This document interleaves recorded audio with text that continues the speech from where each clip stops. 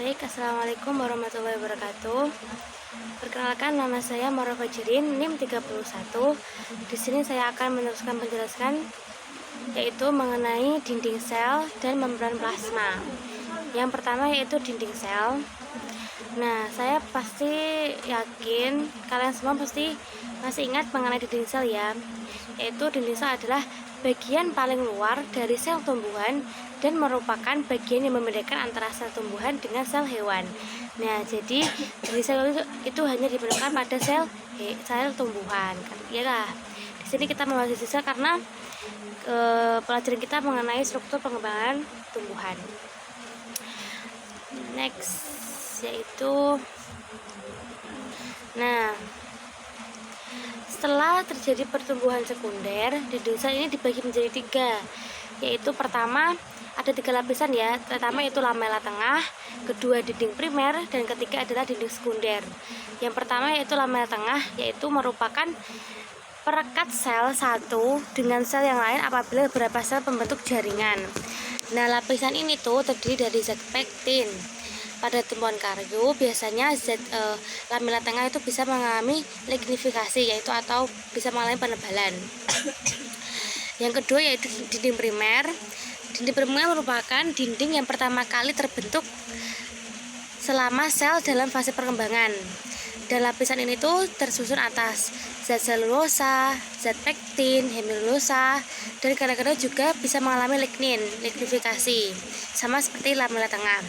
Yang ketiga yaitu dinding sekunder. Nah, dinding sekunder ini adalah lapisan yang terbentuk setelah di sebelah dalam dari dinding primer setelah sel selesai mengadakan pertumbuhan.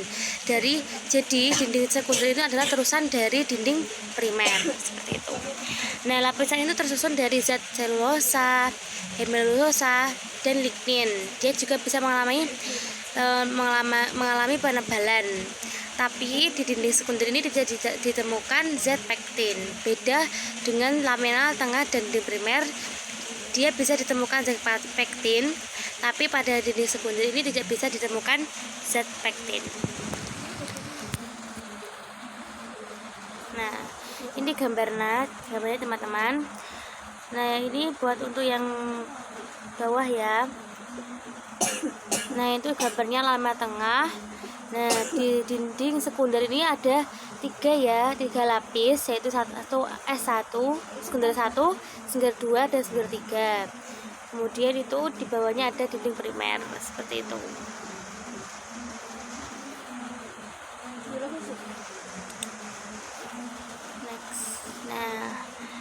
Nah, pada dinding sel ini terdapat noktah dan plasmodesmata. Apa sih noktah itu? Yaitu noktah merupakan bagian dinding sel yang tidak mengalami penebalan. Sementara plasmodesmata biasanya dapat dijumpai pada seluruh dinding sel. Nah, ini tuh sel itu pada dinding sel itu adanya juga yang tidak mengalami lignifikasi ya. Nah, itu dinamakan noktah, yaitu bagian dinding sel yang tidak mengalami penebalan. Noktah adalah bagian dinding sel yang tidak mengalami penebalan, sehingga memungkinkan adanya hubungan antara suatu sel dengan sel-sel yang ada di sekitarnya. Next. Nah, berdasarkan bentuknya ada 2 macam tipe noktah ya, yaitu pertama noktah sederhana, yang kedua yaitu noktah terlindungi. Nah, yang noktah terlindungi atau berhalaman apabila dijumpai adanya perkembangan dinding sekunder di atas rongga noktah sehingga terbentuk suatu atap yang melengkung dengan lubang sempit di tengahnya. Nah, ini jika 2 noktah sederhana berpasangan itu disebut pasangan noktah sederhana.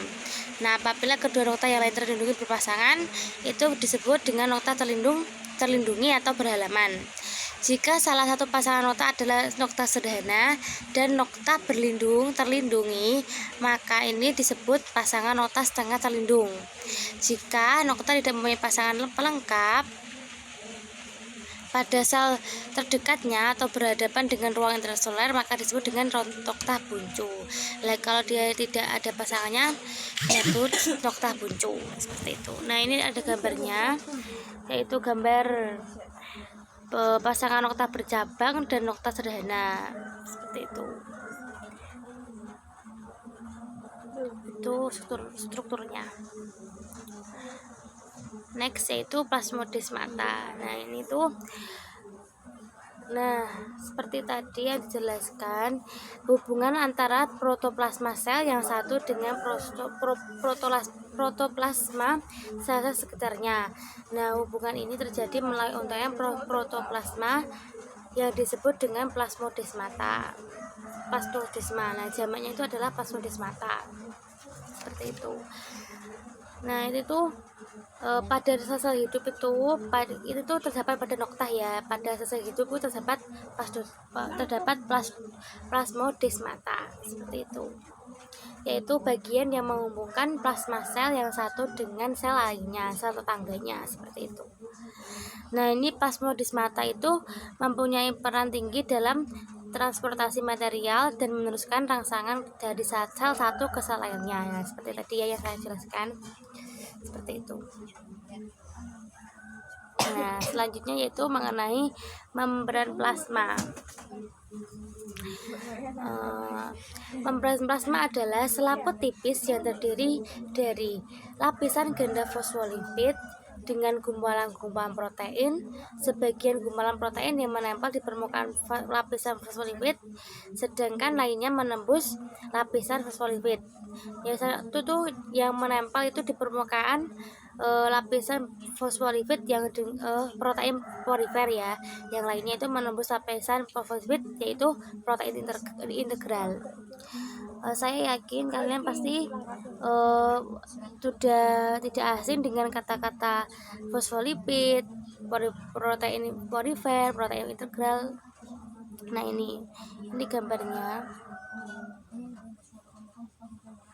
Ini adalah lapisan fosfolipid, ganda fosfolipid. Di sini gambarnya.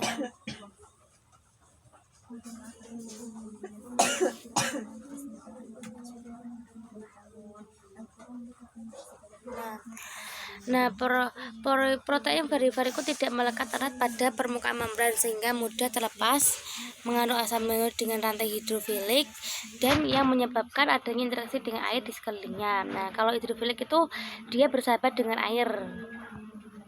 Sementara protein integral itu mengandung bagian protein hidrofilik dan hidrofobik. Dan dia bisa bersahabat dengan air, juga bisa tidak bersahabat dengan air seperti itu.